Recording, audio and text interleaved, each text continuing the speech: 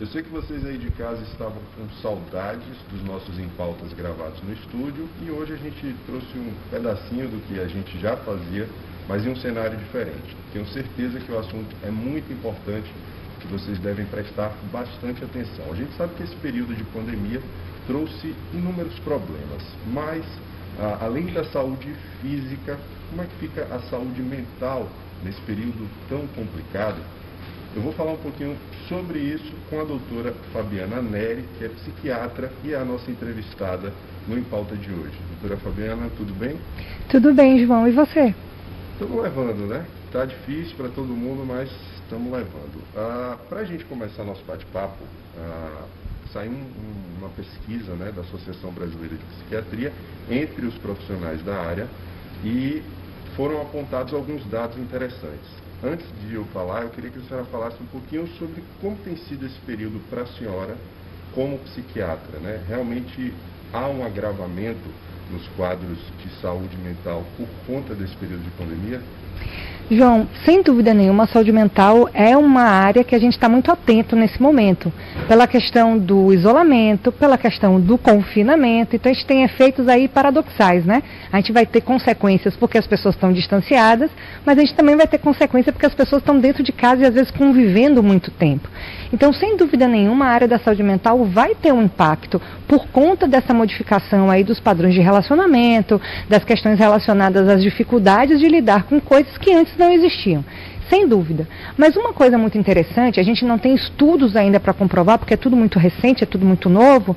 Esse estudo da Associação Brasileira de Psiquiatria foi um dos primeiros e que está começando a dar um direcionamento do que realmente vai acontecer em relação à saúde mental.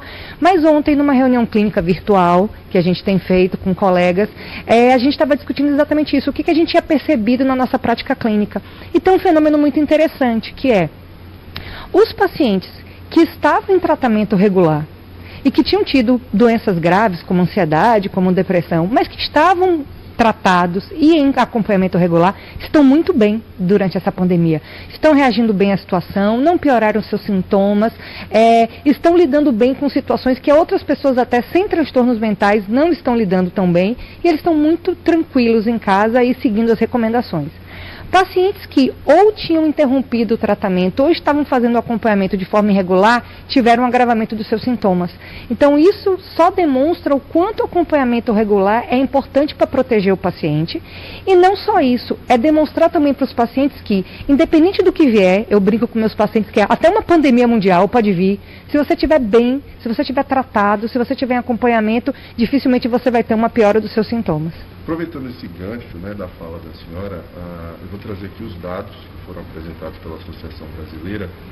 Eles fizeram uma pesquisa entre os psiquiatras, certo? E ficou constatado que 47,9% desses especialistas que foram consultados tiveram um aumento no número de atendimentos. Um outro dado também importante é que eles destacaram que 89,2% dos pacientes que eles já acompanhavam tiveram um agravamento nesse período.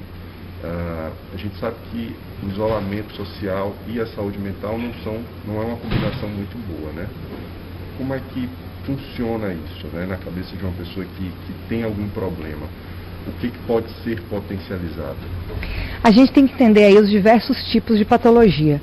Então, por exemplo, quando você está falando de um transtorno de ansiedade, é evidente que uma mudança brusca como essa, um cerceamento do direito de ir e vir, você não poder fazer atividades, por exemplo, ao ar livre, isso sem dúvida nenhuma pode piorar os sintomas desses pacientes. Só que a gente tem que lembrar, de novo, pacientes que estavam, por exemplo, com sintomas residuais ainda, ou que não tinham atingido um período do tratamento onde eles se consideram assintomáticos, ou seja, sem sintomas da doença, tudo isso poderia agravar nesse momento, causar uma fragilidade nesses indivíduos a tudo que está acontecendo. É importante a gente lembrar, no entanto, que a ansiedade ela também é um sentimento da vida, então é natural que um certo grau de ansiedade exista nesse momento, e isso não vai ser patológico.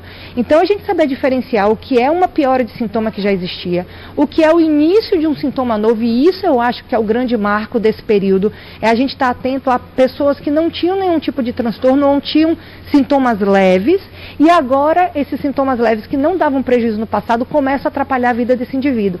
E isso sim demanda tratamento. Então, eu acho que a gente tem que estar muito atento aos pacientes que já estavam em tratamento, mas esses que estavam acompanhados de forma regular vão ter, na minha opinião, menos impacto do que aqueles que estavam ou em acompanhamento irregular ou até que nunca tiveram acompanhamento. Essa nova população, esses pacientes que vão chegar, é que a gente tem que estar muito atento. Eu acho que isso vai ser uma coisa que realmente vai aumentar na psiquiatria nesse momento. A senhora falou uma coisa interessante em relação a essas pessoas que apresentam um início, né, de um quadro de uma patologia mental.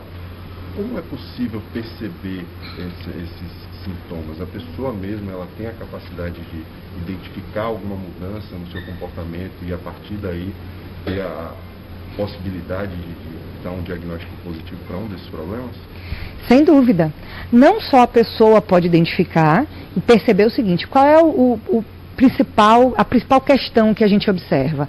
É mudança do padrão de funcionamento. O que quer dizer isso? Poxa, eu dormia bem, e agora eu não estou conseguindo dormir tão bem. Eu conseguia me concentrar, eu conseguia ler um livro, eu conseguia ver uma série, e agora eu estou impaciente, eu não estou conseguindo ficar muito tempo fazendo a mesma coisa. Ou eu estou mais irritado, ou eu estou tendo dificuldade de lidar com as pessoas dentro da minha casa, e eu não era assim. Isso é uma mudança do padrão de funcionamento. Isso é um sinal de alerta, João, que a gente tem que estar atento. Então, outras questões também. Às vezes a pessoa muda, mas ela não percebe que ela está tendo irritabilidade, que ela está ficando mais ríspida com as pessoas ou que ela está ficando mais desatenta. E aí a família é super importante nesse aspecto, porque às vezes o paciente não vai identificar, mas a família vai identificar. E saber como abordar essas pessoas sem um julgamento moral, sem uma crítica: nossa, você está nervoso. Não, olha, está tudo bem com você? Está acontecendo alguma coisa? Você está precisando de ajuda? Você quer que eu procure junto com você algum tipo de avaliação ou tratamento?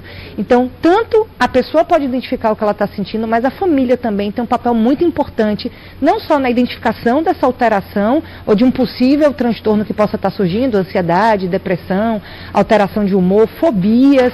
A gente percebe que os sintomas obsessivos compulsivos, que eram leves inicialmente, podem estar pior nesse período. Então, a família tem um papel muito importante na identificação dessa alteração e também na ajuda de encaminhar o paciente para um tratamento. A senhora falou uma coisa muito interessante, porque a gente sabe que quem sofre mais é o paciente, mas a família também sofre, né? Então, deixar de lado um pouquinho a aversão àquela pessoa que está apresentando esses sintomas e procurar realmente ajudar, né? Baseado nisso, doutora, para a gente finalizar, eu queria que a senhora mandasse um recado para as pessoas que estão em casa sobre esse período tão complicado, né? A gente só viveu coisa parecida no século passado, com toda a questão da gripe espanhola. É uma novidade para muita gente, né? Que revela a fragilidade de nós seres humanos. Então eu queria que a senhora mandasse essa mensagem para as pessoas que estão em casa, porque toda essa situação está difícil agora, mas tenho certeza que vai passar, né? Eu acho que você falou a coisa mais importante, João, é a gente ter a ideia de que vai passar. Isso é fundamental. Uma das coisas que mais angustiam as pessoas é exatamente a incerteza de quando isso vai acontecer, se isso vai acontecer. O que a gente percebe da área médica é que hoje nós temos um arsenal tecnológico de informação muito grande e que todo esse arsenal tecnológico e de informação está a serviço de achar uma maneira da gente lidar com esse problema e passar por esse problema da melhor forma possível. Então a gente tem uma equipe enorme, mundialmente conectada, tentando acelerar e viabilizar que a gente volte até os nossos padrões de relacionamento, que a gente volte à nossa vida, talvez com algumas pequenas modificações, mas eu não acho que vão ser modificações que vão gerar prejuízo para a gente, apenas vão trazer benefícios, na verdade. A gente tem que lembrar que toda grande pandemia, toda grande epidemia, ela traz avanços tecnológicos muito importantes. Então vão ter pontos positivos que vão sair disso tudo. E se a gente pudesse dar dicas assim específicas de como passar por esse período de confinamento e de isolamento de uma maneira melhor, eu diria para vocês que é manter uma rotina dentro de casa, estruturada. Então ter hora para dormir, ter hora para se alimentar, manter uma rotina de atividades cognitivas, manter exercício físico. Eu estava conversando conversando ontem com uma paciente que é acordar e trocar de roupa, não ficar de pijama, tomar um banho. Então, você fazer uma rotina estruturada de vida, as atividades você manter dentro de casa. Além disso, atividades de lazer são muito importantes, a gente às vezes esquece. Tem que lavar, tem que passar, tem que fazer aula online, mas ter atividades de lazer é importante. E muita gente me diz assim, Fabiana, mas eu não posso ir para a praia, eu não posso sair, eu não posso ir para a pizzaria.